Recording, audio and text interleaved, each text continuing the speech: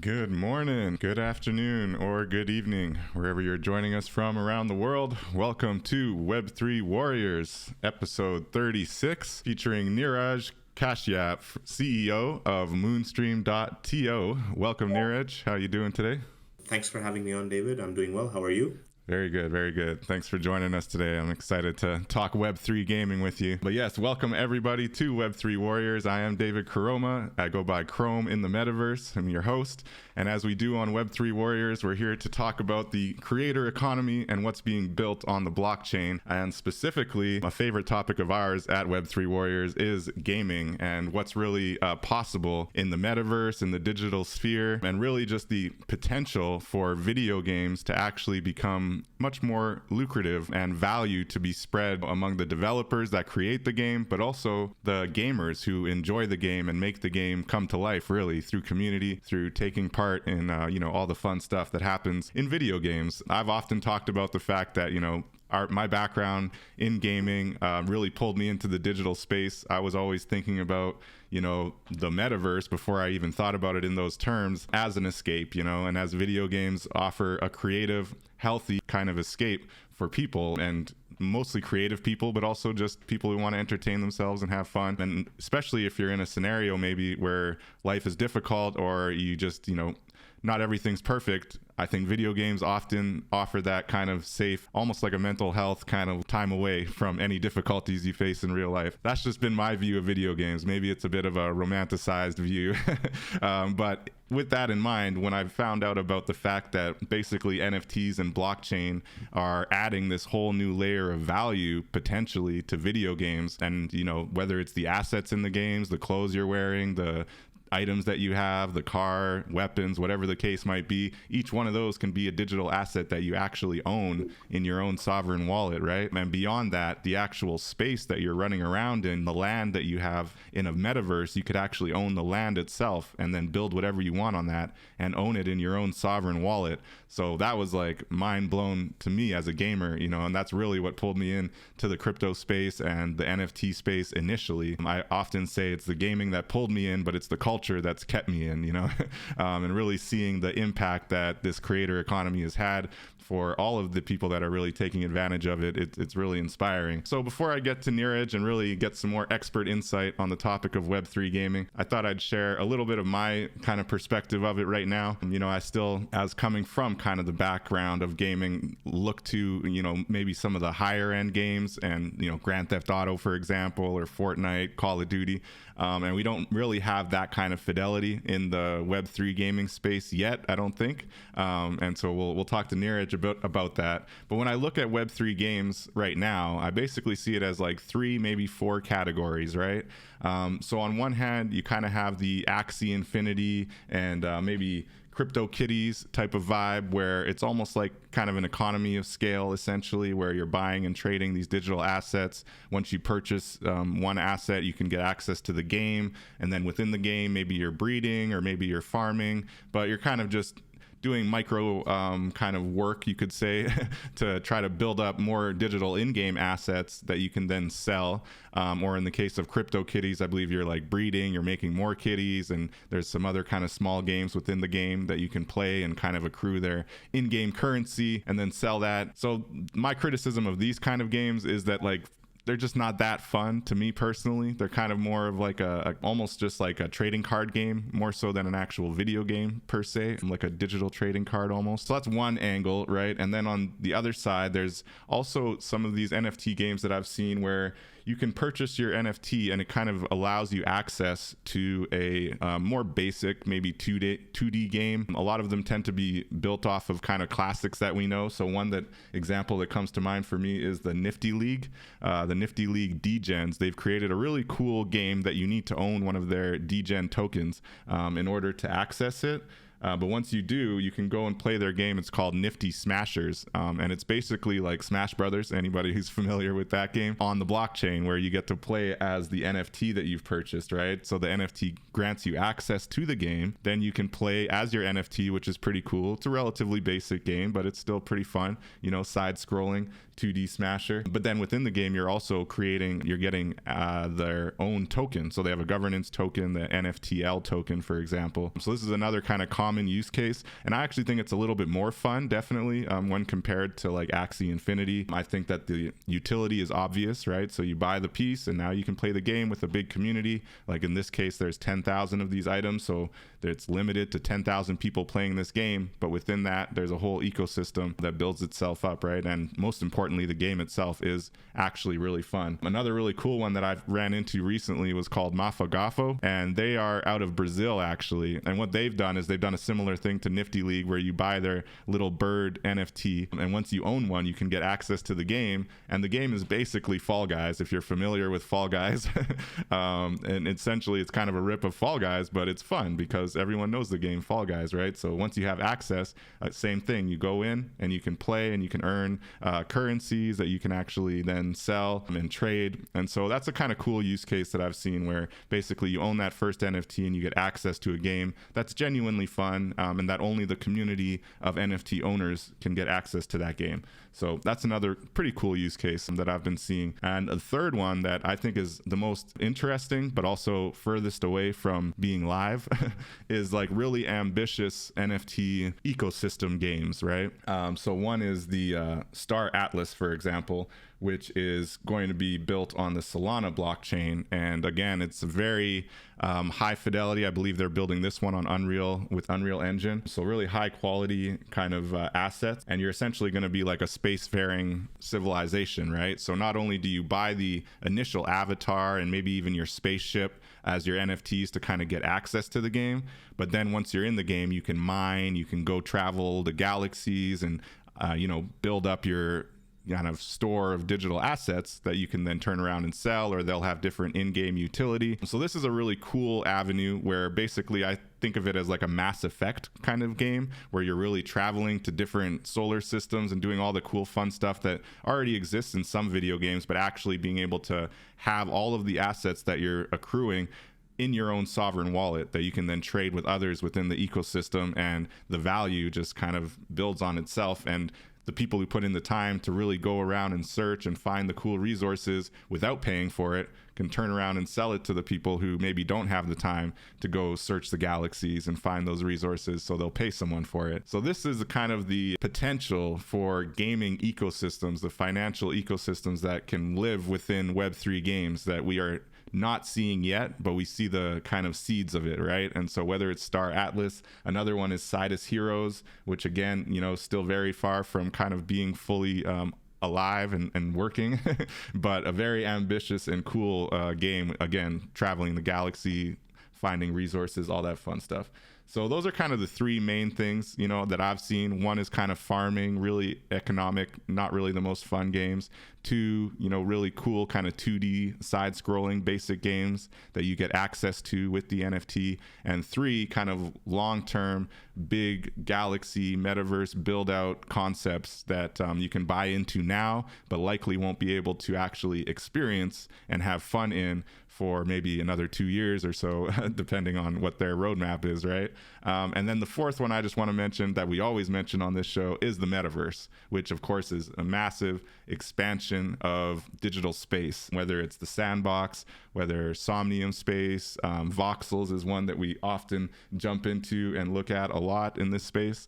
And what I've seen with the metaverse is more and more NFT collections, like this Dreamers collection, for example, that's built by Bitlectro Labs. They actually have wearables for the metaverse, or even a full metaverse avatar of the NFT you purchase that they'll just airdrop to you when you have the NFT. So there's all kinds of utility that can be brought into the metaverse. And as many people who have listened to this show probably know already, the metaverse is a limitless kind of expanse of digital space that exists in different corners, whether it's, like I said, the sandbox, Somnium space, crypto voxels, Decentraland. There are many more that are going to be popping up. So it's another whole other kind of side of the gaming, but I would say it's less video game and more just open space kind of sandbox to build, right? So those are the real broad categories of Web3 gaming that I see right now. And I'm excited about 3 out of 4 of them. The Axie Infinity thing's not really that interesting to me, but definitely those other 3 sections I think are really just kind of getting started. And so it's really exciting to see where it's going. And it'd be really interesting to get Neeraj's perspective on all of this, because he is building, he's on the ground, helping developers actually bring Web3 games to life. So without further ado, Neeraj, maybe before you tell us a bit about what Moonstream.to does, share a little bit about your background, you know, what brings you to Web3, the blockchain, and why are you such a believer in Web3 gaming? So welcome. Thanks. So the reason I believe in Web3 games is that, first of all, I believe in games. I think the most meaningful relationships I've built in my life are built around games, not necessarily video games. I play games like Go, backgammon, chess. I play a lot of video games as well, computer games mostly. I play PC games. I'm not like a computer Yeah, I guy. play a little PC games too. My favorite games, like for example, I play a lot of StarCraft 2 even now, like 12 years after its release, Nice. online, like these kinds of things. So I like games a lot, first of all, and I really believe in the importance of games culturally, which is why I can seriously and professionally work on games.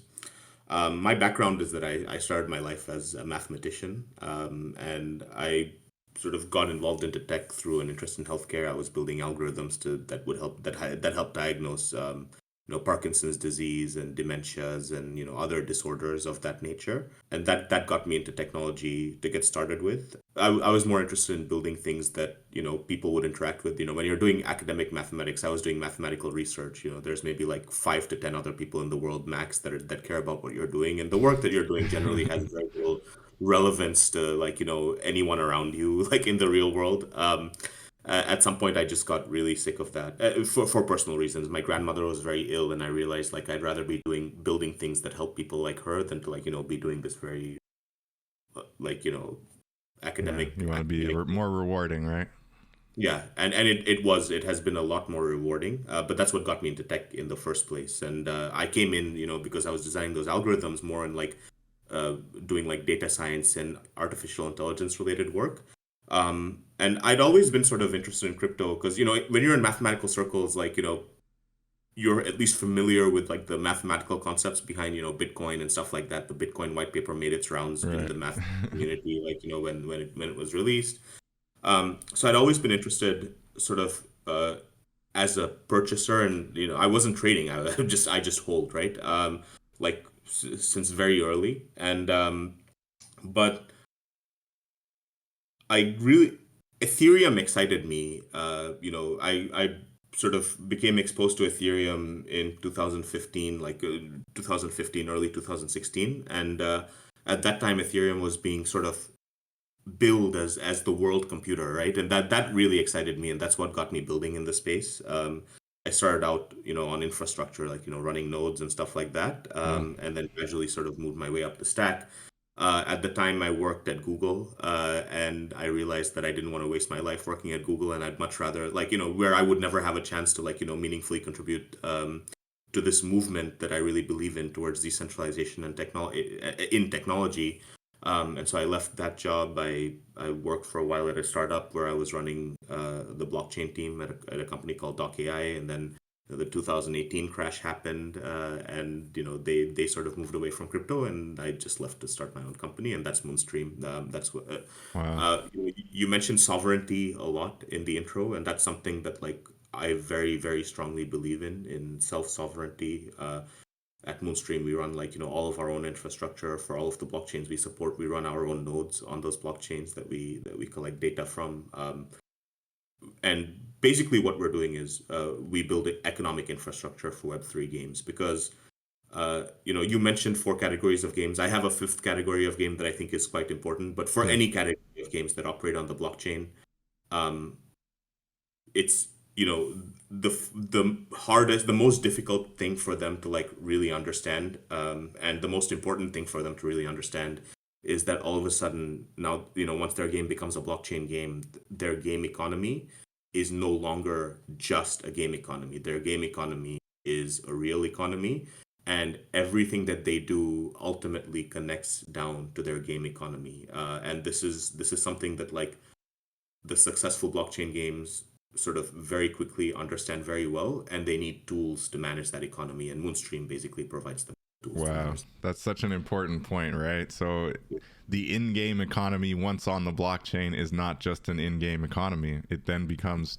true economic value, right? And that Exactly. is a big difference. And I can see how maybe your traditional game developer spaces, that might be reason enough to be like, I'm not interested. Like, Well, yeah, why mess with what we have, right? Because they can keep everything in house within their game, and like you said, not be concerned about maybe the creative or financial sovereignty of their gamers or their developers, frankly. So yeah, that's really exciting. So it sounds like you're really a true OG then. So the math brought you into Bitcoin, and then the math kept you in and on the blockchain, and then you heard about Ethereum from the initial kind of launch, and you've been building out with them since then.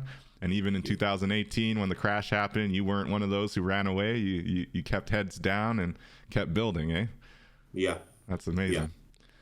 So Um, here we are potentially in another crash, right? How do you feel about Well, I mean, potentially, the definitely in another crash. right, right, Especially for games, it's kind of a brutal market right now. But I see what other people are doing. Like, ultimately, what happens is it's interesting. It's interesting with like what's going on in the markets is that sort of the hype reaches more and more people during the bull run. Like, in every of subsequent crash that course, happened in like 2013 with Mount Gox, like the Magic the Gathering server that became a crypto exchange, happened in 2017 with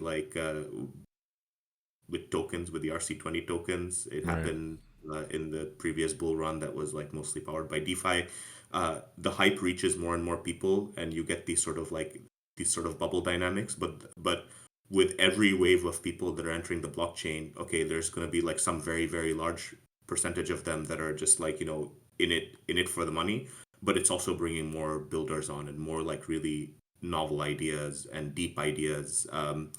That can sort of be realized through the technology that we're talking about, right? Through blockchain technology. And so the number of meaningful projects that are currently being built is just increasing at a very encouraging rate. And we're going to see these kinds of market cycles again and again, and especially because this is an unregulated market, or it's not a very strongly regulated not as market. heavily regulated, right? Yeah, The yeah, U.S. you're is going to see. trying, and the EU's trying too. They're coming. But on any like real blockchain, like on any really decentralized blockchain, good luck to them, right? Right, exactly, yeah. So And when you look at that really decentralized blockchain, are you of the mind that kind of Ethereum and Bitcoin obviously are kind of the kings in that discussion? Or do you think that Solana and Tezos and maybe a couple others are sufficiently decentralized to avoid? I don't think Yeah, Solana is sufficiently decentralized. no, Tezos might be. I'm not familiar with the statistics there of like who's running nodes and stuff like that. yeah, I would need to do research on that. Most blockchains are not sufficiently decentralized, especially the ones that are trying to. Decentralization comes at a cost. mhm. On Ethereum, the cost is the transaction The latency. gas How long price, it yeah. wait for a transaction to get mined, Mm. and the block rate and so on.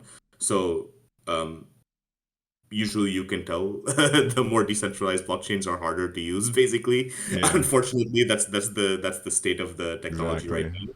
now. So And usually people sacrifice decentralization to improve user experience, as Solana does, right? essentially, yeah. And so when you look at Solana, I know, especially when, like, just over the last year, I guess, I've heard this argument that they work better with Rust and with Unreal Engine. And for that reason, maybe some of the more high fidelity games will function better on Solana than they would on Ethereum. Do you think there's any validity to that? I mean, that's probably what the Star Atlas developers are saying. I don't know. Yeah, that might have It's been where I heard it.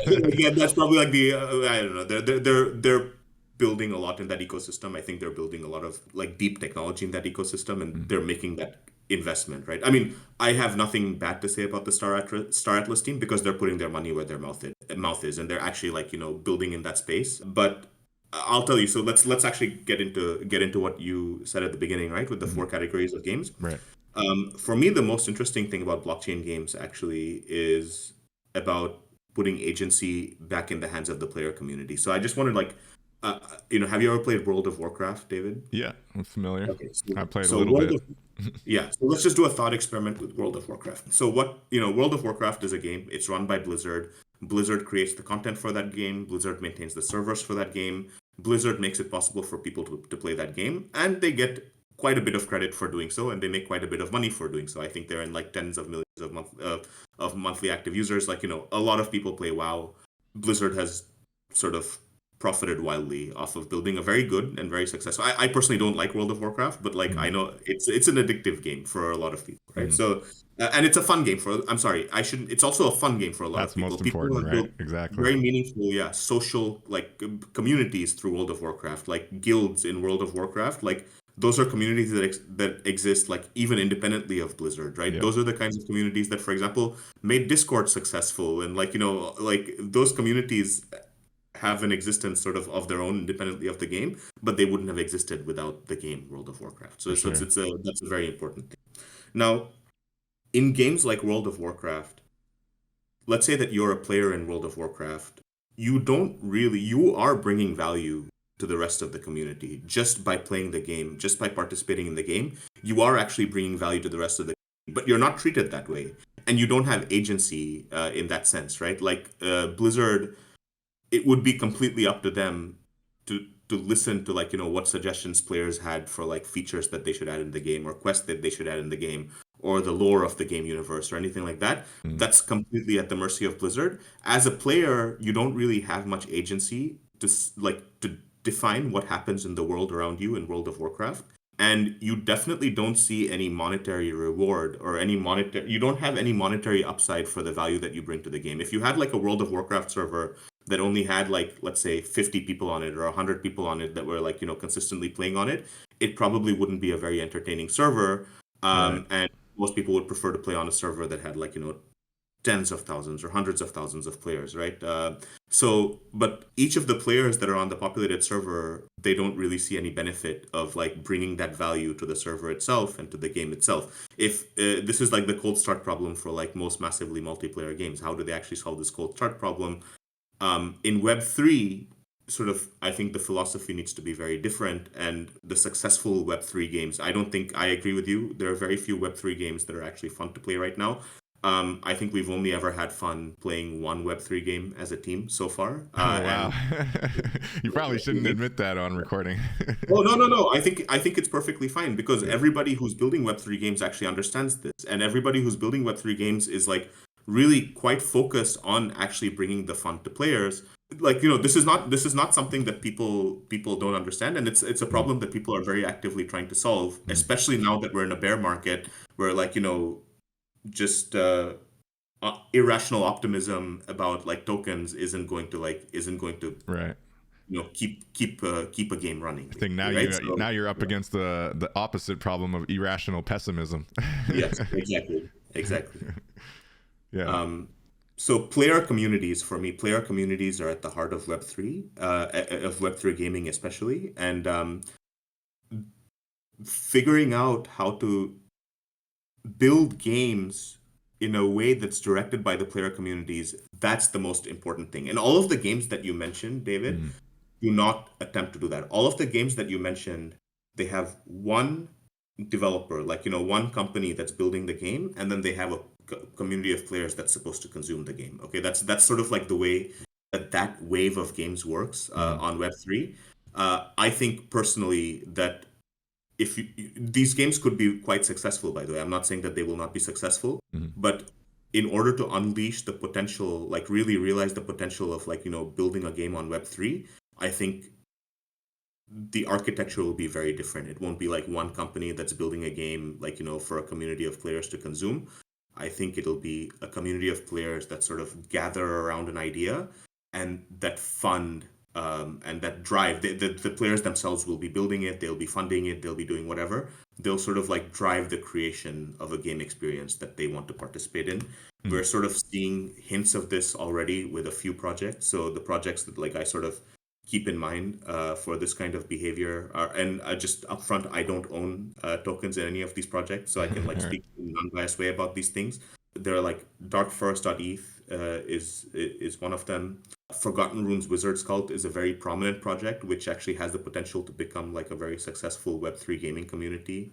The Loot Project, I don't know if you're familiar with that, but they've been quite inspirational to us at Sorry, which one was the Moonstream. last one? I know Forgotten Runes for sure. Yeah, the Loot project. Loot. Oh yeah, So the yeah, Loot yeah. yeah, Familiar with yeah. Loot. Yeah. Yeah, and then the game that we've had fun playing is Conquest.eth, Okay. which is sort of like a space diplomacy game. And then there's Ethermore. That's another one where it's people who are building like trying to build an engaging world as a community rather than as like individual game devs or something like that, as like a single company that's building an experience for their players. Those are the projects that like, and it's very early days for most of them. Well, Mm. Forgotten Runes Wizard's Cult is the exception. There's a lot of like hype and a lot of money behind it and so on. But for the other projects, they're much smaller. The Loot did pretty well last year, but Yeah, I sort remember of, them having a big splash at some point. and then the noise died down over time. But there's people who are building like really meaningful stuff in that ecosystem. Those are the ones that I'm the most excited about. And the way that like people will think about building those games is going to change quite a bit as well, where it's not going to be like here's one game that you download and that's the experience that you play. It's Mm. rather going to be here's a game universe and anybody in the community can build game experiences for the players in this universe. And the player community basically votes with its attention on which game experiences are fun and which game experiences are not fun.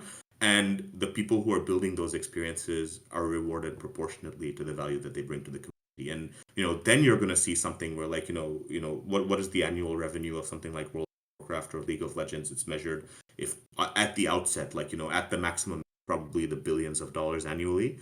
I think if you sort of allow for this kind of behavior where the player community has ownership over the game universe and the player community has agency on like what experiences they get to participate in, you'll unlock economies worth like tens or hundreds or even like hundreds of billions of dollars or even trillions of dollars. Like these are real economies that we're talking about, and if you allow people to like sort of have productive roles in those economies and to be rewarded for it, then we're not talking about games anymore. We're talking about the same kinds of dynamics that you see in religions or nations, right? Like those are the kinds of True, dynamics. true collaboration, I guess, is the real key. Is the added, secret sauce maybe of Web3 games. It's good that you brought up Forgotten Runes. I kind of forgot about the gaming angle of it, even though that's a huge part of the whole project, right? And they did have our friend Rami, who's president of the Dream Conduit. I believe he still has one of these wizards. And when we were in New York, we went to an event with theirs, and I actually got this comic book that's on their site, the Forgotten Runes comic. And I believe, yeah, like you said, it was kind of built out. The lore was built out with input from the community in their community Discord, and they actually rewarded people who wrote the best lore, I believe, like with NFT or with having their lore featured in the video game. Then, yeah, like you say, even building out these video games where, like I had mentioned in one of my categories there, the kind of more basic 2D ones where you play as your NFT, they definitely have that happening already here where your character NFTs are playable in the game, and it's a little kind of 2D fighting game that they got there. It looks really cool. So yeah, right now I think that's actually the most effective use case right now, is like relatively not too heavy games, especially if it's on Ethereum, right? Because I think it is still a big limitation building heavy games on Ethereum. But definitely, I wouldn't be building games on Ethereum, but you can build on L2s. You right, can that's build what on. I meant. Yeah, that's a good point. That's a fair, good distinction maybe for our audience. So building directly on Ethereum is never a good thing, but you can build on a layer 2 or even a roll up, right? That basically allows for 0 to very low gas fees and transaction fees. So maybe you want to speak a little bit about how you see the blockchain mechanics evolving. So looking at Forgotten Runes and how they kind of are activating their community. Yeah, how do you see that balance between basically having to choose the right blockchain, but actually allowing your community to also guide? Like, doesn't there have to be kind of a central development body, even if it can take a little bit of input from the community, but there always has to be kind of a group that really knows the dev side, right? Like gamers, I would say, what's the percentage of gamers who truly want to know the dev side and who do know the dev side, right? Do you think that's a balancing act? Like, how do you see that evolving? Because it sounds like you're kind of wanting gamers to take a bit more involvement in the dev side, right? And I mean, it's not like sort of. Of course, it's not going to be like the majority of people who are right, playing a game who have that development, the ability to develop in that game. Although there are games like Dark Forest Hadith where probably right now that game is only fun for programmers, and mostly programmers play that game, right. and they're building really great things, really great tools for the community and stuff like that as they play the game. So that's happening in Dark Forest.eth, but I think that speaks more to the inaccessibility of that game to like the general Yeah, public. but to your point, maybe that doesn't matter right now. Maybe they let it be inaccessible and build a really cool game, and then once it's built, they'll be like, "Hey, look at our cool But game we built as I a think community." by default a game that's inaccessible is not a really cool game. So like really, Yeah, that's fair. you have to be looking for the fun. Like how is this game going to be fun for like the maximum number of people, not just something that like nerds, and I count myself like deep nerds enjoy doing, right? No Like it doubt. has to be something that like a lot of people enjoy doing. But the thing is, if you build a game that's fun, you're going to attract people. And if you let's say that I built a game that was like super fun right now, right? Like just amazingly fun. And I said, hey, we're opening this up so the community can build like, additional experiences for the players. We're not putting a moat around our users, right? So the biggest difference between like a Web3 game and like a regular game, let's say like a computer game or a video game that existed like before Web3, or that doesn't use Web3, is that those games, the like mobile games and World of Warcraft and all of those guys, they have a moat around their user base, right? Mm, Only they know who the players are, and they're like gonna guard that information with their lives, and that's the way that they make their money, right? Those games make money off of their players, okay? right. In Web3, there is no moat. Right now, there is no moat around your player community. Literally, if I were interested in understanding what the player community were for like any particular game, I could literally go and look at the transactions that were happening around that game on the blockchain, and I would have a list at least of the addresses of the players that were interacting with their game, right? They're like Web3 addresses, or their Ethereum account addresses, or Right. Solana addresses, or whatever, right? So you don't have a moat. This means that like you cannot, if your business strategy requires you to make money off of your players, basically by exploiting them, it's not going to work because that information is publicly available and anybody can make use of it. Okay. Right. So the way that you need to make money as a Web3 game, the only way to make money is to genuinely create value for your player community. So basically, like, over here, you have a business model that exploits its player community in order to make money, essentially. Okay. I mean, they're not necessarily like, malicious about it, but like Mm, they're making money off of their players. And in Web3 games, you're making money by creating value for your players. So that's like the most fundamental distinction between Web3 games and non-Web3 games. Um, so if you have this kind of a mentality and you say, we're willing to build together with our community, or like it's not even we, there's no we, right? There is the community. The mm, community wants to build this experience. People who have a penchant for building, people who enjoy building, they're more likely to join your community. And already with these games, right? Like think about like Defense of the Ancients. It was a Warcraft 3 mod. It wasn't built by Blizzard. It was built by like a random programmer right. in that enjoyed playing Warcraft 3 that had a great idea for like, a game experience, and he built Dota, right? Nice. And there were 2 rounds of maintainers of Dota. Dota went through 2 rounds of maintainers before the guy who got hired by Valve to build Dota 2. The first 2 maintainers of Dota basically saw, I don't think they saw any upside from like the effort that they put into like, What? That's maintaining wild. that game. Yeah. But they did. They built it anyway, right? They built Mm, it because they wanted to build it. Like I think there's like this, I think most of the world doesn't understand why the people who build things.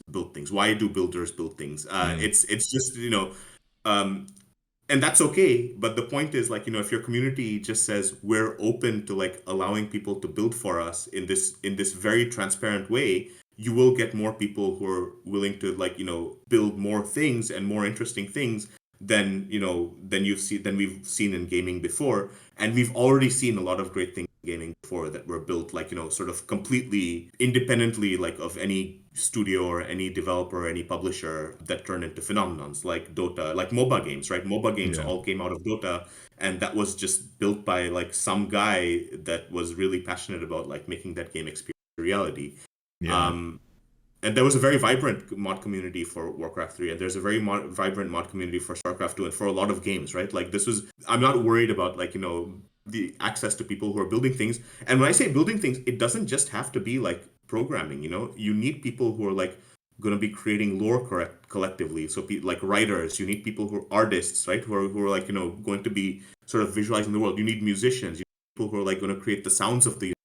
Yeah. It's not just about programming. And in Web3, all of those people can participate in the communities and sort of see a proportionate reward for the value that they create in their community.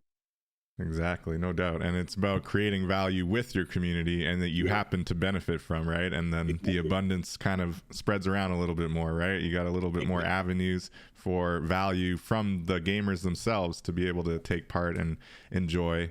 Yeah, it's really interesting. But when you look at some of these traditional structures, right? Like, for example, a World of Warcraft, or maybe it might be easier with those mobile games, but how do you see crypto?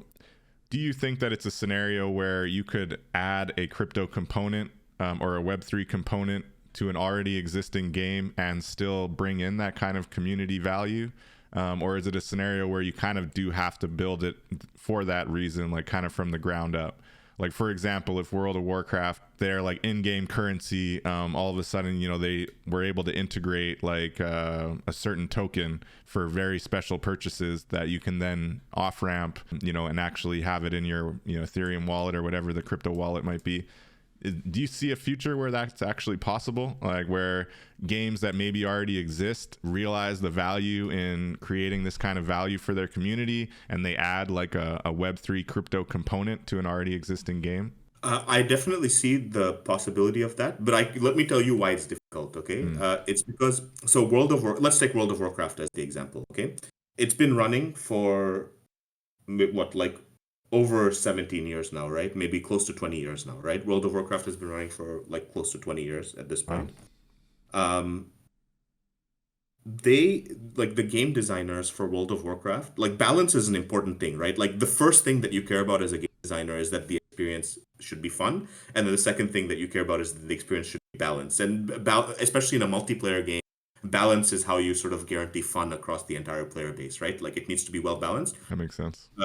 In a game like World of Warcraft, the game designers, in a non Web3 game, it's very natural for game designers to use the economy as like a very hard control on game balance, right? Like you can actually, if you have like, let's say that you're sitting in a game economy like the World of Warcraft game economy, and you had like explicit control over like the drop rate of certain types of items or something like that, you could actually affect the balance of the game by making like overpowered items more rare, or so something like this, right? You could actually like, you don't have to like actually change the rules of the game. You can change like the parameters of the economy in order to like improve like balance the of the game. rarity of certain items and things like that. Yeah. So you have like very direct control as a game designer for like a non Web3 game.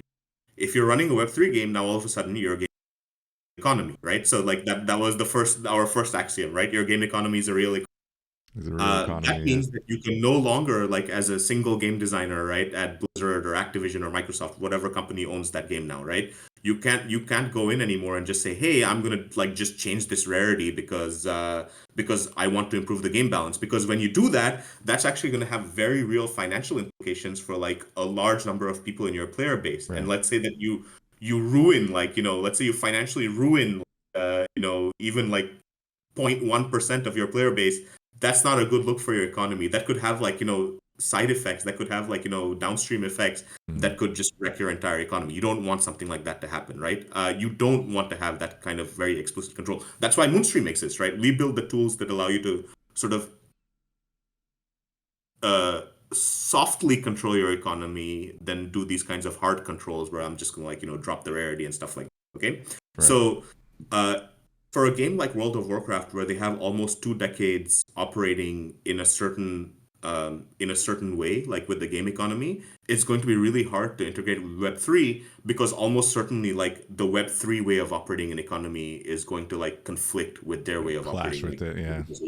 Exactly. So it's possible, but for an established game, for like a game for an economy that's been running for a long time off of Web3, it's going to be difficult. It's not impossible. It's just going to be difficult, right? Yeah. It's much easier, for example, for them to say, we're going to just spin up this entire new instance of WoW, right? This entire new like flavor of WoW explicitly for this community. Let's say that like World of Warcraft guys said, hey, we love Star Atlas. We want to build like a Star Atlas themed like flavor of WoW. They could do that. And then that's starting with a fresh economy would be a lot easier to in Star Atlas economy. Okay. Yeah, that makes sense. So what you'll have is possibly the real economy of a Web3 game clashing against the in-game economy, which is much more flexible. And like you say, the variables are kind of controlled by the central body, whereas we can't have that in Web3 because it needs to be very accountable, clear, and everyone's kind of understands, what we're working with as a ecosystem. Yeah, actually, in Web3, you need to think like a central bank, right? Like in Web3, you need to think Federal Reserve, basically. Like in a non-Web3 game, you can just think like, right? Like, oh, I'm just gonna like change like how this entire aspect of my economy behaves. But in Web3, if you're like, even if it's a somewhat centralized game, which is fine, like you can have Web3 games that are centralized that Of have course, like a governing body or something like that. They need to think like the Federal Reserve basically about their economy. So that's the kind of tooling we build that help them to enact their monetary and fiscal policies in their economy, because that's a very important thing. Because already, even at this early stage, we're talking about economies that are worth hundreds of millions of dollars, right? These are not small. Yeah, it's wild.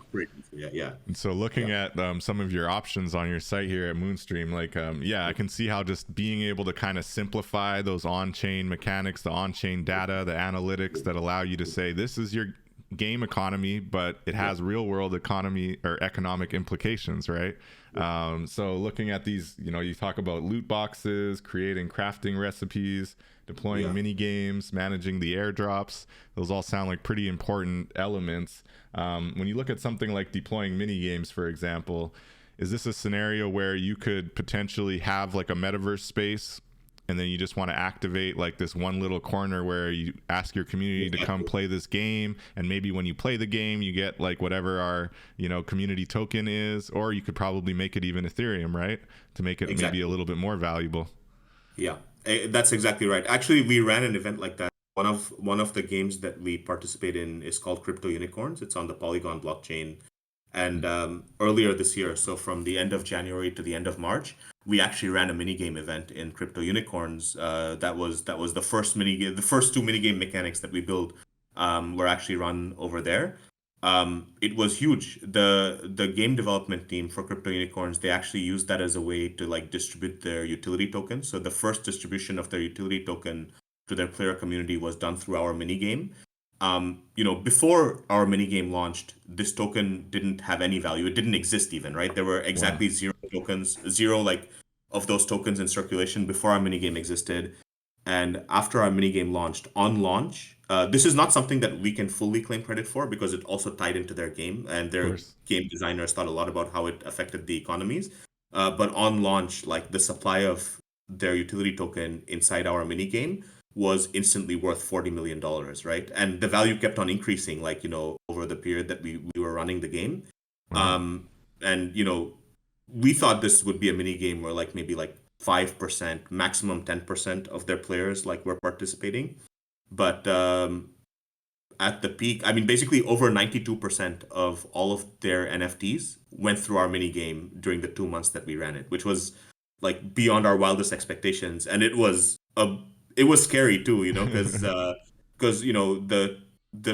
value locked into our contract, our mini games are all on-chain mini. So overnight, like the value locked into our contract went from like 0 to 40 million to $800 million. Wow. And people were attacking our contract. That was like a very stressful 2 months, right? Because we were running security operations, making sure that nobody could exploit the contract and stuff like that. It was an exciting and stressful time. I have to say it was, but it shows you the potential, like, how you can actually generate value inside an economy by running events like that.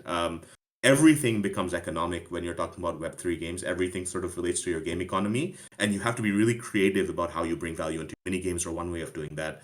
Another way that we're doing that is we're also starting to spin up like the creation of lore, and we're building tools that make it easy for communities to sort of agree on what the canon is for a game universe, right? Because everyone's going to have different ideas like of what the lore should be for the game, and ultimately the entire community needs to come to some sort of consensus on like what the canonical lore is for the universe. And so we're also sort of like building tools that make that kind of. That's really cool. Wow, that's awesome. Yeah. So looking at like how you kind of plug into an existing project, if it's a scenario where, let's say, a project is creating NFTs and wants to have a gaming element kind of added to the project, but doesn't have kind of the gaming experience on their, board or on their project team? Is it a scenario where they can go to Moonstream.to and kind of one-stop shop, like what are our best gaming options? How can we add a gaming component to this NFT? And your team essentially, works with projects to bring to life some gaming component? That's right.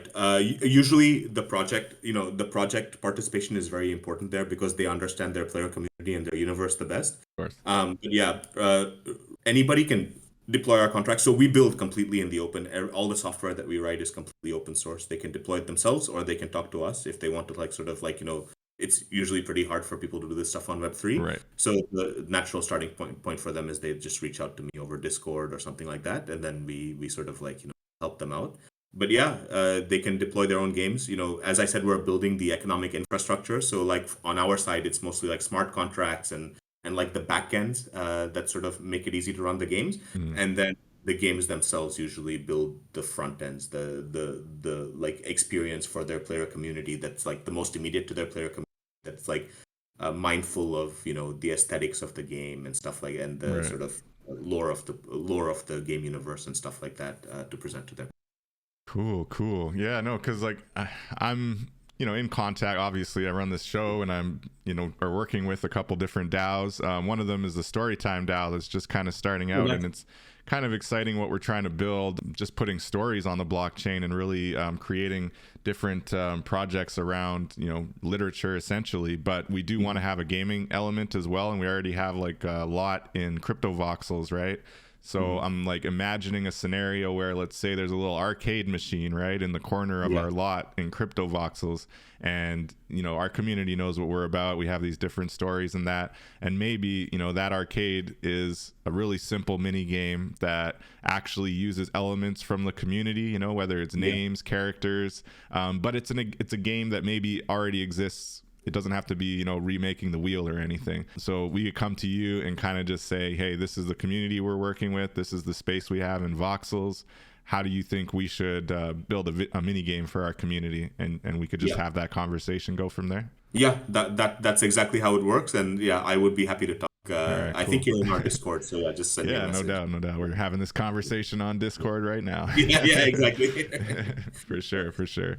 I wanted to ask you, what are your thoughts on Axie Infinity? Because I'm kind of critical of the mechanic, like the way that it works, right? Like the scenario where essentially you have people who are maybe a little more well-financed buying the actual Axies and then kind of like renting them or leasing them out to poorer people to do like really, I wouldn't say arduous because it's still on a computer, but maybe boring or mundane tasks, to try to farm and increase the value. I feel like there's a lot of very legitimate criticisms of that kind of Web3 game. And when I look at a lot of the FUD, the fear, uncertainty, and doubt from the gamer space, which is huge, unfortunately. Like I'm out here trying to bang the drum and be like, gamers, pay attention to the blockchain. Let's build some cool stuff over here. And a lot of them are listening to the FUD. So I feel like Axie is kind of at least partially responsible for a lot of that FUD. What are your thoughts on it? And is there a right way to do a game like that? Or are they just always going to kind of fall to this type of system? So I don't personally like that style of game. Similarly to you, I just don't like that style of game. I wouldn't play that game if it wasn't a Web3 game. I definitely won't play that game just because it's a Web3. Okay, so that's my basic position on that. I think Axie has been extremely important though, because a lot of really important ideas have come from the Axie community.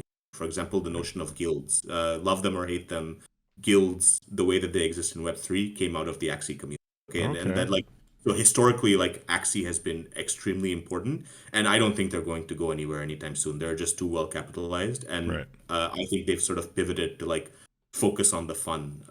They're building a non-Web3 version of Axie. They find the fun in the game. At some point, elements from that will probably go back into the Web3 Axie and stuff like this. I mean, that's a team. That's a smart team. Okay, that's a team that actually understands games pretty well, and they're just too well capitalized to just write them off completely. But I don't like Axie. Okay, and I think the way that I see it, the problem with the game mechanics of Axie is that it it is pay to win, because the Axie team had a mobile gaming background, right? They were building mobile games before they built Axie. Right. And that's the way that mobile games monetize, is right. They monetize through whales. I realized, like, I just learned that there's whales and there's dolphins, like, based on how much money people spend on the game, and you monetize by, like, basically making money off of the players who are willing to spend a lot of money on it, right? Yeah. The problem is that, and I think the right way for a Web3 game to think about it is that people shouldn't be able to, like, how effective someone's characters are in a game shouldn't be determined, and the value of their characters in the game shouldn't be determined by how much money they spent on the game, right? In Mm, Axie, it's indirect, right? Because there's randomness involved when you, like, roll an Axie, right. or when you create an Axie. And if you're able to create Axies at a large scale, you're going to get at some point very effective Axies. It's just like law Mm, of large numbers, right? But I think the way it needs to work is that the skill of the player. So, like, if a player is skilled at the game, that improves the value of their characters in the game, and that's the way that they sort of realize the value of them developing that skill. Where, like, a skilled player could level up, like, characters inside the game and then sell them on open and go back to leveling. mm, Um, and in a game in which, like, you need it to be skilled, the problem with Axie is that it's tedious, right? Like, you don't need to be skilled; it's open right. to anyone. But if you needed to build skills in the game, then I think by default the game would be a lot more fun than just like some sort of a grind of, like, just Yeah, earning it, that's kind of the earning tokens. concern. But you raised Yeah. some good points about Axie's kind of provenance and what they've brought to the space. I mean, as far as guilds, like you said earlier, when looking at StarCraft, World of Warcraft, like that's kind of the real origins of that guild structure, right? But in the But Web3 guilds are, yeah, Web3 Web3 guilds are guilds are a different beast entirely. they Yeah, are a different beast, yeah, hey, yeah. And it's a yeah, lot of courting whales, isn't it? And kind of like yeah, gamer whales, essentially. And yeah. even when I look at, I think Star Atlas, you could make that criticism of, or Sidus NFT Heroes, where there Mhm, was kind of like a randomness at mint. But then, mhm. like right after mint, all the rare ones, if you have the money, you can buy the rare ones and you're going to perform better in the game, right? At Yeah. least on the Sidus side. I don't know if Star Atlas is kind of similar. But so what do you think about that? Or even looking at what you just mentioned with the skilled players being able to increase the value of their in-game avatar or character. Ultimately, though, you would need a whale to see the value in that and purchase it, right? In order for it to actually realize that value, don't you think? I don't think that's true. I don't Okay. think you need to see a whale. I think you just need to see, like, a large number of engaged players. I really think that Mm, Web3 dynamics are very different. And I can tell you, like, for example, the way that mints work is you have, like, some limited number of NFTs. You have, like, a high buy-in to, like, play the game. Like, you mentioned a game at the beginning, you said they have 10,000. I think it was Smash Brothers one, where they have yeah, like that was 10,000 a NFTs. nifty league. Yeah. Yeah. Why would you go through all the trouble of building a game and then say that only 10,000 people can play this game? That doesn't make sense to me, because I build things, and when I build things for other people to use, I Mm, don't want to artificially limit the number of people that can play my game, right? So I think there's a lot of broken things, in in NFT land, that are sort of like polluting Web3 games, and I think they'll sort of go away over time. One of them is, I think, if you're building a Web3 game, if anybody out there is building a Web3 game, consider this: just make the NFTs free to mint. Loot did this, and it worked out very well for them, because right now the way that mm, NFT marketplaces work is that you generate a lot of secondary revenues, and so if you have a free mint, you open up your game to, like, a lot more people up front. You make it accessible to a lot more people that up makes front. sense. If you built a great game, if you built, like, a great game universe, people are going to be trading your game characters, are going to be trading items from your game, and you're going to get those revenues. That's another way to monetize that you really should not ignore. Okay, so you don't get a lot of money up front, but if you're really dedicated to building a great game, then you can generate a lot of revenue over time from the secondary markets. And then the second thing is, like, yeah, randomness. Why not like mint a lot of characters up front where the randomness doesn't affect too much of, like, game. It can affect superficial things, like, the skins of the characters and stuff like that. Yeah. Don't let it affect the game mechanics, and build a game in which the amount of time and the amount of effort and the amount of skill that players put into a character determine the value of that character in the long term. Right. And that way, that incentivizes players to get good at your game, not just, like, grind it out on, like, whatever 50 mobile screens or whatever, like, the things that Yeah.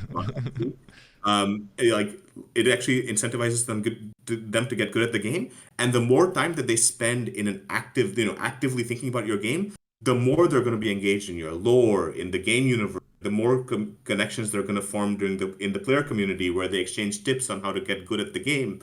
the more guides they're going to write, like just the more immersive and engaging content your player community is going to create about your game. I think that's the way to really think about things, but it requires you to sort of buck the trend that you're seeing with like, that came from NFTs, right? And From maybe like be art. okay with not getting that huge influx Yeah. of cash right up front or Well, liquidity. very few people are getting a huge influx right Well, now, right so now this that's is not going to probably a happen. fair Yeah, idea. for sure, for sure. Yeah. Yeah, you'll be real lucky Yeah. if you manage to pull that off. So that's an interesting case because I haven't been kind of that Yeah. opposed to the token gating aspect of NFTs, but I can see long term or even just accessibility wise how it is kind of a negative or a hindrance. Like even right now with these nifty smashers, right? If anyone Yeah. could go into their game and play it, maybe more people would be interested in buying one of these, Yeah, right? exactly. And Exactly. if it was a free mint initially and hadn't gone up to, I think at one point these things were even over an Ethereum, one Yeah. Ethereum for one of them. But yeah, if it was a lower bar to be able to purchase it, it kind of makes sense that you would be able to do more in that sense. Yeah. Yeah, really interesting. Yeah, I don't know. Yeah. I like token gating on one hand. Like I like the idea of the community, only the community having access to something. But from a purely game dev side, I can see where you're coming from for sure. But token gating doesn't need to be price gating, right? So like Mm. I don't have any problem with token gating. What I have a problem with is artificial scarcity, right? So basically like what most game projects do is they say, oh, we're going to build all of this technology, but guess what? Only like 1,000 people. For me, that's just like fundamentally a paradox, right? Like if you're building something, if you're building a game especially, you're building it so that it can be entertaining to a lot of people. So then it's like really like contradictory to go and say we're going to limit the number of people this game. You can do that when it's in alpha or when it's in beta or something like that. Right. But like in the long term, you want the game to be accessible to like a lot of people because you're managing an economy over here, right? Like in Web3, you're managing an economy. Why the hell would you want to manage an economy that only maximum 10,000 people in it? Usually a lot less because whales exist. So like maybe hundreds of people in Right. it, That's right? the thing. Yeah. Why wouldn't you want to have an economy that the whole world could participate in? Because the first economy is at most like $1 million, like, millions of dollars in value. And Mm. the second economy is basically unbounded in value, right? Like Right. like literally that it's very short-sighted thinking that sort of exploits artificial scarcity in my mind. No doubt. That's very accurate. Makes sense. It's hard to argue with that. So, do you have a favorite Web3 game right now? Curious. Conquest.eth is the one that we've had. Conquest.eth, eh? Very Yeah, yeah. cool. Yeah. Conquest. It's still quite inaccessible, I would say. And but we did a very interesting thing in Conquest.eth. When the reason it was fun for us is the first time we tried to play Conquest.eth, there was this guild like so it's a space diplomacy game, so there's a galaxy, there's a bunch of planets, you can like go and put money in. When you put money into the game, you get control of a planet, and then you can like sort of build fleets, you can attack other planets, and you can build like build your kingdom, or like build your space federation or Right. whatever inside the game.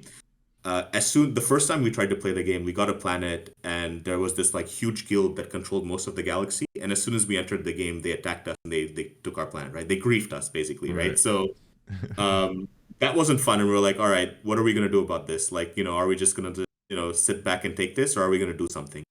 We decided to do something. So we built this is something that we could do as programmers, and this shows the power of like allowing people to build against your game, because Conquest.eth is a quite decentralized and open game, open to people building on top of it. Hmm.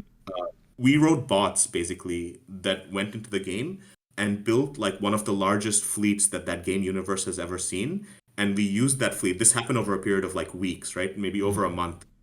We just farmed like this gigantic like fleet basically, or a group of fleets, and we sent them into the heart of the empire to like basically take over their key planets and like actually challenge their power. So that's something Right. we did. It was a lot of fun for us. Like we were strategizing. We built the bots, but we were still playing the game, right? Because we were Hmm. engaging with the rules of the game at a very high level. We had to like very deeply understand the room in order to make these bots like actually successful. So basically, for like a $30 or $40 fleet, and strike into the heart of the empire and like actually take over their planets temporarily, and we're sort of involved in an ongoing war with them at the moment because they're quite powerful as well, and then they were able to take most of those planets back, and like all of this stuff. So we were able to do that, and like the whole idea that we had with the strategy, like analyzing the rules, actually executing them, that was the most fun that we've had as a team because we played this as a team at Moonstream, right? Nice. So that was the most fun that we've ever had with a Web3 game as a team.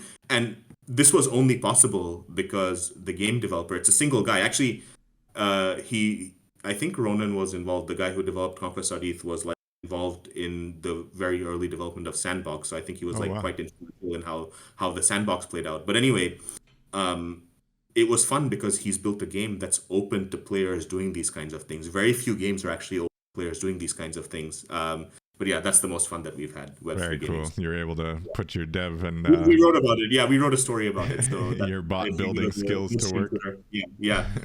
Yeah, and our bot building tools are open source, so anybody can use them to build their own bots as well. So Nice. yeah, Cool, yeah. cool. Yeah, that sounds pretty interesting. What role do you think AR and VR are going to be playing in the Web3 gaming side of things? Especially AR. I've been really interested. I don't know if you're familiar with OVR. It's kind of a cool, accessible AR platform.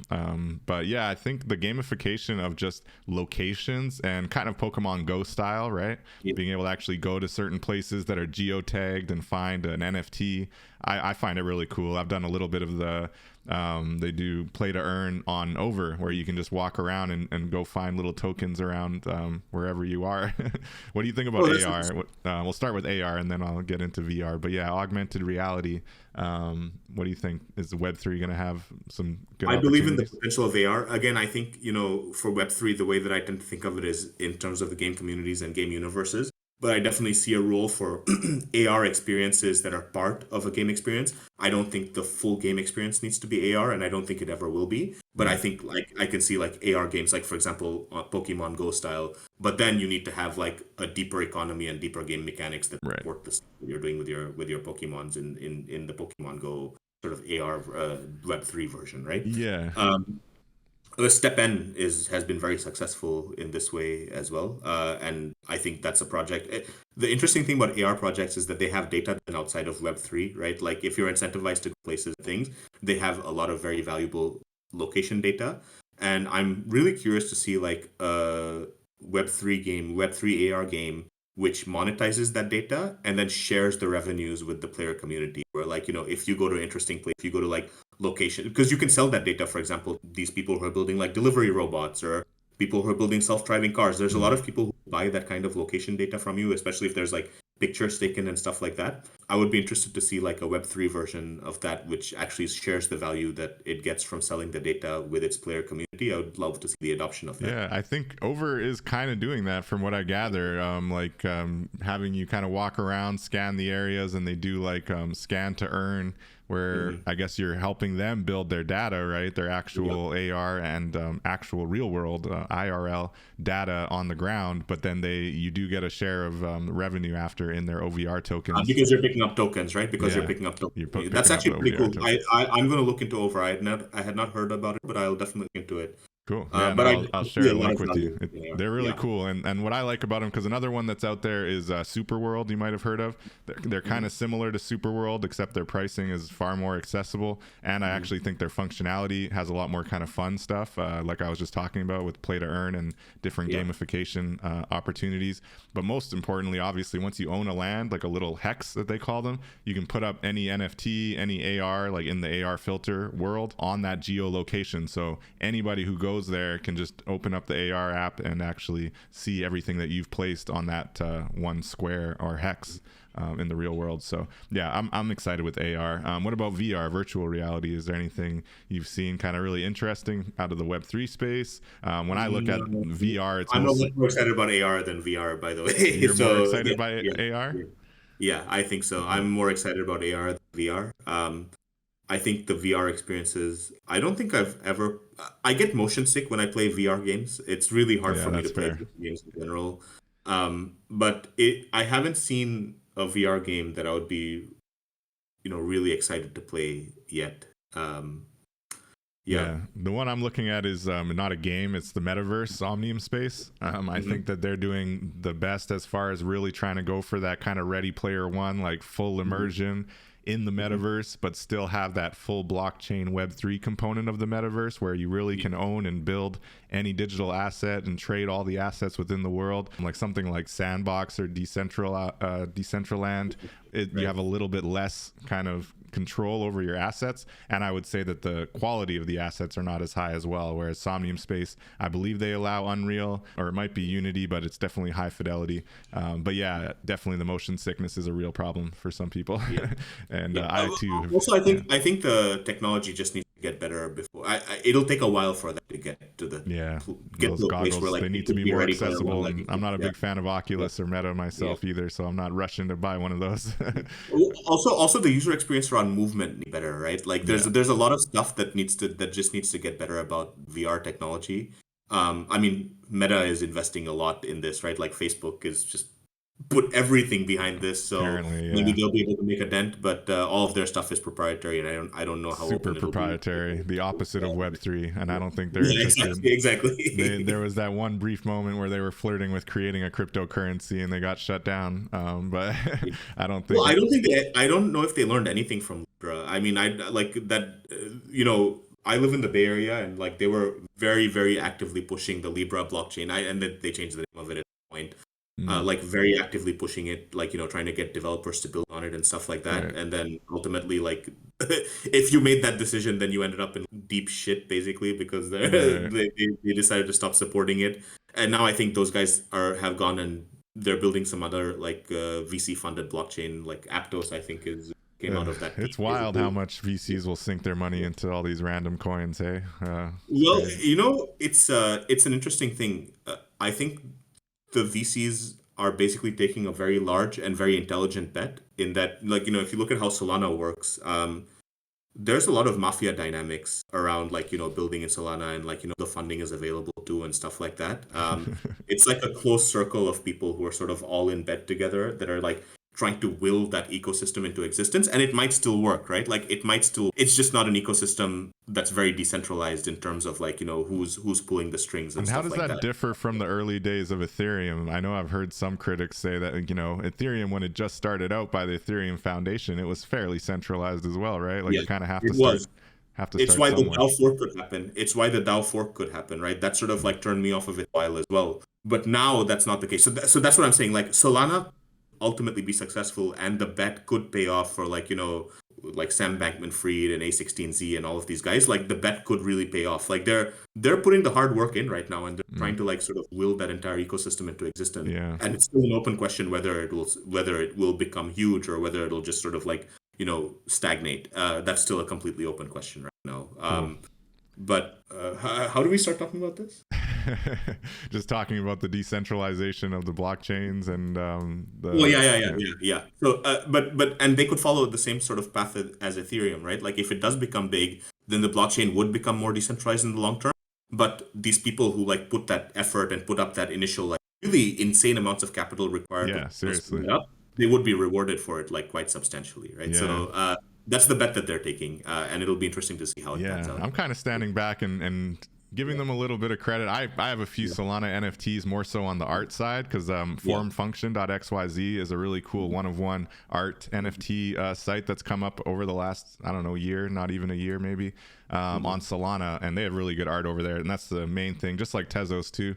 Like, I'll go wherever the art leads me when it comes to Yeah. NFTs, as long as I'm like somewhat interested in the blockchain. So Solana, like everything you just said, I think it's a big bet. There's no guarantee right now, but Star Atlas for one is very interesting to me. But also a lot of the other kind of like high fidelity 3D assets that I've seen coming out of Solana, I'm very interested in. So to your point, hopefully the bet pays off. Personally, I hope it does. I want to see Solana do well. I want to see their metaverse things take off because they don't even have a metaverse right now that you can actually go hang out in, unlike Ethereum, where you can go to voxels, you can go to Decentraland, Sandbox, Somnium Space. So it's kind of interesting how they're not quite even decentralized enough, I think, to actually justify a metaverse at this point, because you just can't have that full certainty that you're going to Well, buy I think this. it's just hard to build on Solana. I think the problem with Solana is not that it's not decentralized enough, because Okay. none of those other experiences really decentralization to, like, Decentraland would work even if Right. That's Ethereum were true. not Yeah, as for decentralized. sure. Yeah, but it's much easier to build on Ethereum right now because it's been around longer ecosystem than Solana does. Also, It's just harder to build on Solana. I think one of the problems that I see for the Solana Foundation is that, so the Solana Foundation has been trying to, like, drive a lot of development internally. So they have developers inside the Solana Foundation who are creating projects like Metaplex, which is, the Solana sort of native competitor to OpenSea. Although I think Fractal is much better, which is also built on Solana as an NFT marketplace. But they're doing a lot of that development internally, which means they're competing for developers with the projects that are building on their ecosystem. So it's a fundamentally very if you look at the Ethereum Foundation was like basically engaging with people who are developing like the blockchain layer, like the Geth node and like the actual infrastructure for their blockchain, and they were getting other projects to build like the application layer on the blockchain. With Solana, the Solana Foundation is building both the blockchain layer and the application layer, which means that they're competing with projects that are built on Solana that want to build their own application, like their own applications by themselves on the Solana blockchain. And why do you think that is? It's just too much VC influence, or like what? Why are they rushing into the application side instead of just focusing on their foundational blockchain? It's a difficult technology to integrate with. So like Solana flavor of Rust programs. First of all, they chose Rust, which already precludes a lot of people. Like it's just a huge overhead to get started building on that blockchain. I think that's one of the problems. I don't know exactly how they're thinking about it. We were sort of talking to various teams inside the Solana Foundation last summer, and at some point I realized those conversations weren't gonna go anywhere because we weren't sort of in the in group. And we needed to focus, and so we focused on the EVM and on Ethereum and Ethereum L2s. So I've sort of been out of that world for a little while. Yeah. I don't know what their thinking is over there, but I think they should probably clarify it. Yeah, no doubt. No, you're shining a light on some of the I've heard bits and pieces of everything you just said, but I think you clarified it a lot there, and remains to be seen. TBD, I think, on Solana. I wish them well, but nothing's 100%. So I own some Sol, so like I also hope they do well. But I'm not no like we're not building on Sol right now. So. Yeah. I mean, right now it's pretty far down from its height of almost, what was it, 200 almost, or 150, and now exactly. It's like $30 or $25. Yeah, it's wild. It's wild. Yeah. What do you think about the FUD, the fear, uncertainty, and doubt, and the idea, especially in the gaming space, that why bring more money and like focus on the money in gaming, like why not just let gamers play the game and not think about money at all? And when you bring the money into it, you're creating greed and all of these negative things instead of just focusing on having fun with the game. What do you say to that criticism?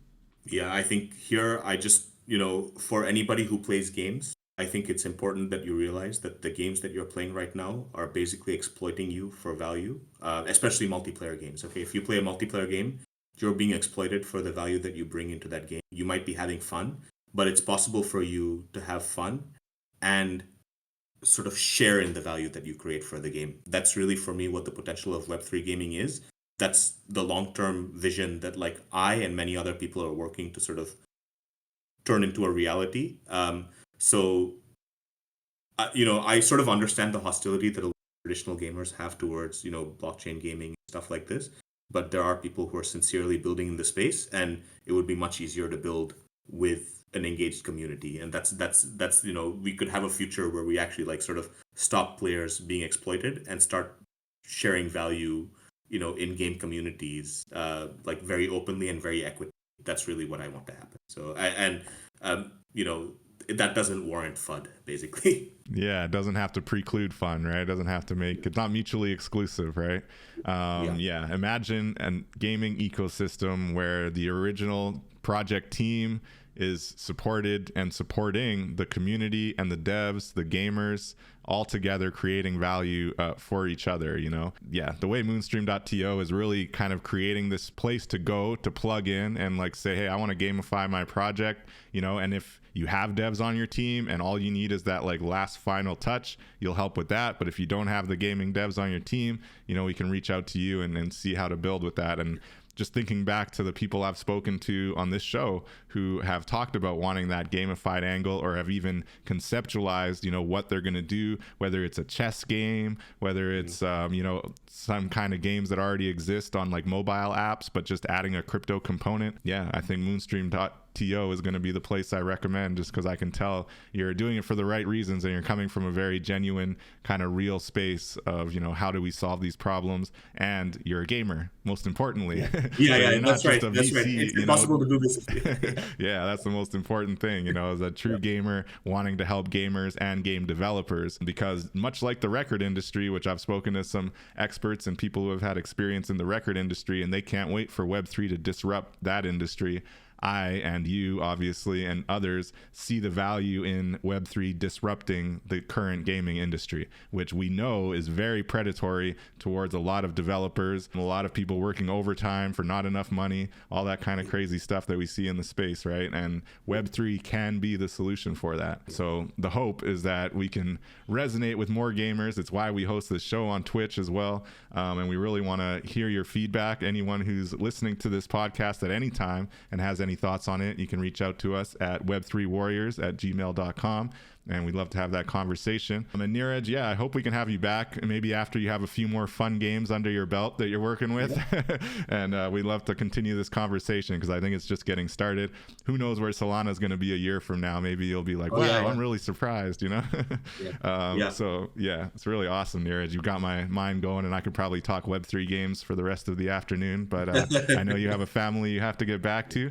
Did you have any final thoughts or anything you'd like to share before we wrap? No. I think we've sort of given people a lot to think about if they care about Web3 gaming. And yeah, just thanks for having me on. I very much enjoyed the conversation. Awesome. Well, thank you, Neeraj. It's been a really great conversation. We'll keep the whole conversation about this Web3 creator economy pushing forward. We'll be back next week, as always, 12 p.m. Eastern with Web3 Warriors. And until then, we'll catch you all in the metaverse. Take care. Bye, everyone.